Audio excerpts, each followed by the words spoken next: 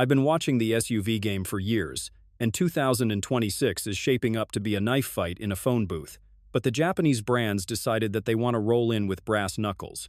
These 6 rigs aren't just here to play. They're coming to take trophies and park in your driveway like they own the place. What's up, everyone? This is Scott from CarlandTV, and today we're diving headfirst into the meanest, smartest, and flat-out most dangerous SUV lineup Japan will ever throw at the world. So buckle up and keep your coffee close, because this ride's about to get rowdy. Before I start, I would really appreciate it if you would push those buttons below. The subscribe button, the notification bell, all of them. This is not necessary, but those little clicks help a brother out. Plus, it pushes me to give you more valuable gun-related content on your screen. Now, buckle up, and let's get back to the video. 2026 Mitsubishi Outlander Hybrid.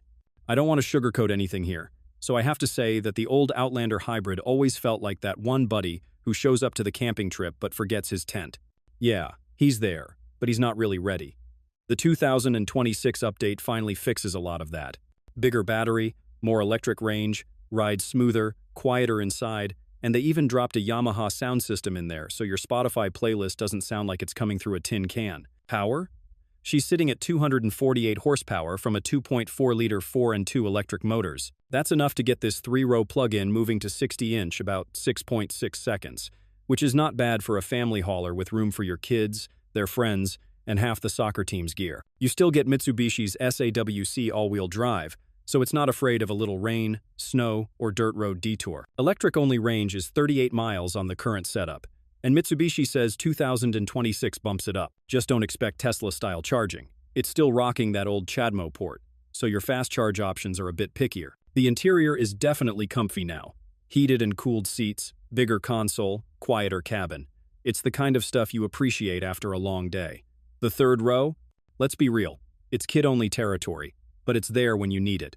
Now, the reason it's going to beat the SUV market into powder this 2026 is because this time, it got real EV range, honest all-wheel drive, more comfort, and that long-haul 10-year or 100,000-mile warranty. In a sea of samey hybrids, this one's finally got some teeth.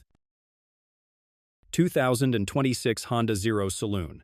Honda's been playing it safe in the EV game, leaning on GM tech for the Prologue and Acura ZDX, but the Zero Saloon? This is them kicking the damn door in with their own hardware, their own design, and a style that looks like it rolled straight out of a cyberpunk flick. They're building it on their new in-house EV platform at their Ohio EV hub, and it's dropping in the back half of 2026 as the flagship of the Zero Series lineup. Now, the prototype's still rocking some show car flash. Those retracting headlight covers and concept wheels might not survive dealer lots, but the core's locked in. 4 full-size doors instead of gull wings, a cockpit lined with 5 screens from pillar to pillar, and a rear seat that's basically a lounge for 2. You'll be able to stretch out back there like you're in business class. Range? Honda's targeting 300-plus miles across all Zero Series models, and the 400-volt pack with a NACS port should get you from 15 to 80% in 10 to 15 minutes if you find a fast charger worth its salt. This isn't just a pretty face either. It's running Honda's Asimo OS with a custom Renesas chip, meaning almost every part of this car can be updated over the air. Steer-by-wire, Level 3 autonomy, eventually, and AI-powered charging recommendations are all in the playbook. Now, there's one reason why it's going to crush aside from it. It's a car from the future vibe. Because it's not Honda chasing the EV crowd anymore. It's Honda leading with something that looks exotic, charges like a beast, and brings legit tech heat. And in 2026, that's how you turn heads and take market share. 2026 Toyota LC 300 Hybrid. I wanted the Land Cruiser to come back with teeth, and the 2026 model shows up ready to scrap.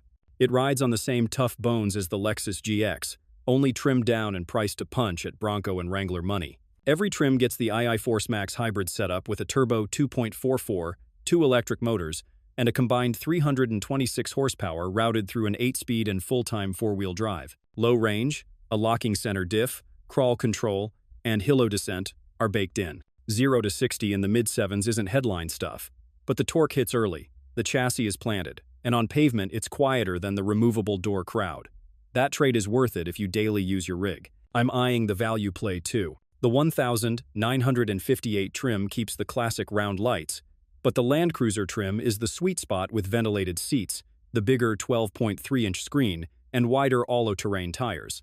2 rows only, 5 seats, and real cargo space that handled 17 carry-on suitcases in independent testing. Towing is a legit advantage at 6,000 pounds when set up right, which dusts most Broncos and a lot of Wranglers. EPA numbers for 2026 aren't posted yet, but the 2025's 23 combined is already solid for a body-on-a-frame 4x4, and I can live with that all day.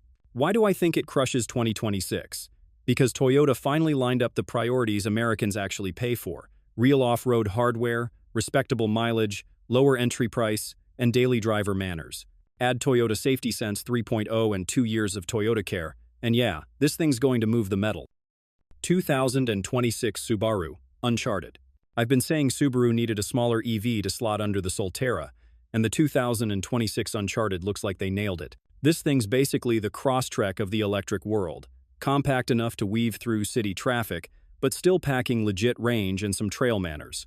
Built on Toyota's ETNGA platform, it comes in 2 flavors: a front-wheel drive model with 221 horsepower, and a dual-motor all-wheel drive with 338 horsepower that'll rip to 60-inch about 5 seconds. For perspective, that's Kona N-Line quick, but with Subaru's grip and dirt, snow, mud drive modes baked in. Range is solid: 300 miles with 4-wheel drive, 290 with all-wheel drive, and the NACS port means you can hit Tesla superchargers without adapters. Level 3 charging from 10 to 80% takes about half an hour, and the 11-kilowatt onboard charger makes home Level 2 overnight top-offs a breeze. Compared to the Kona Electric's 261 miles and slower 43-minute fast charge, the Uncharted is ahead of the game in real-world usability. Subaru didn't skimp on its interior either.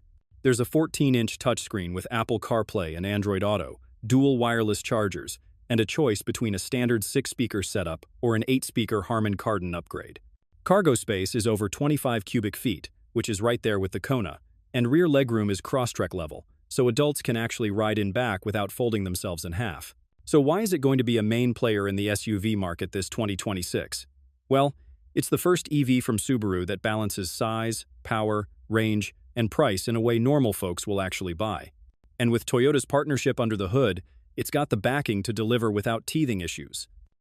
2026 Toyota CHR Plus. I remember the old CHR Toyota sold here a few years back. It looked funky, drove like it was stuck in molasses, and had about as much space as a shoebox. This new 2026 CHR Plus? A whole different animal. It's riding on Toyota's ETNGA EV platform, stretched out to within spitting distance of a RAV4, and finally packing the goods where it counts. Dual motors, 338 horsepower, all-wheel drive standard, and Toyota says 0 to 60 in about 5 seconds. That's not quick for an EV crossover, that's just flat-out quick.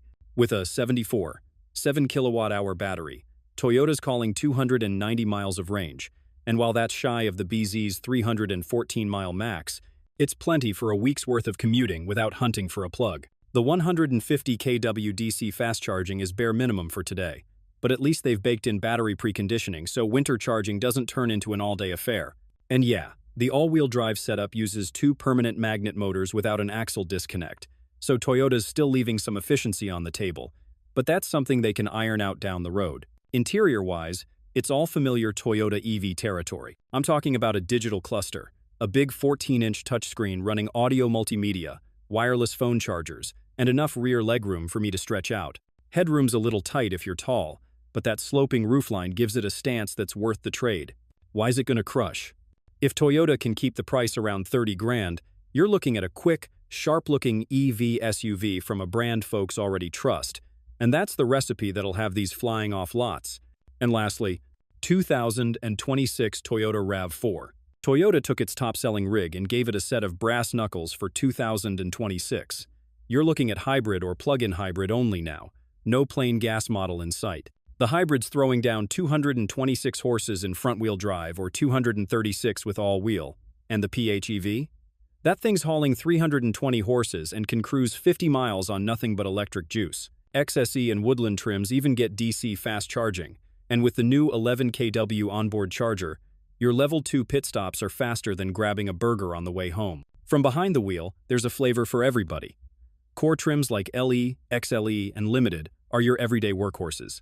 Sport trims, namely the SE and XSE, feel tighter in the corners, And the Woodland is that buddy who always wants to take the long way home through the gravel.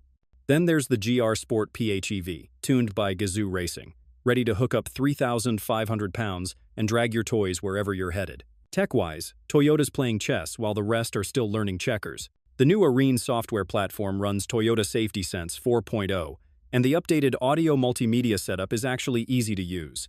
No menu maze, no swearing at the screen. Why is it going to crush the market? Simple. It's already king of the hill, and now it's meaner, stronger, and smarter. Deliveries start later this year, so you're not waiting around while everyone else is still announcing theirs.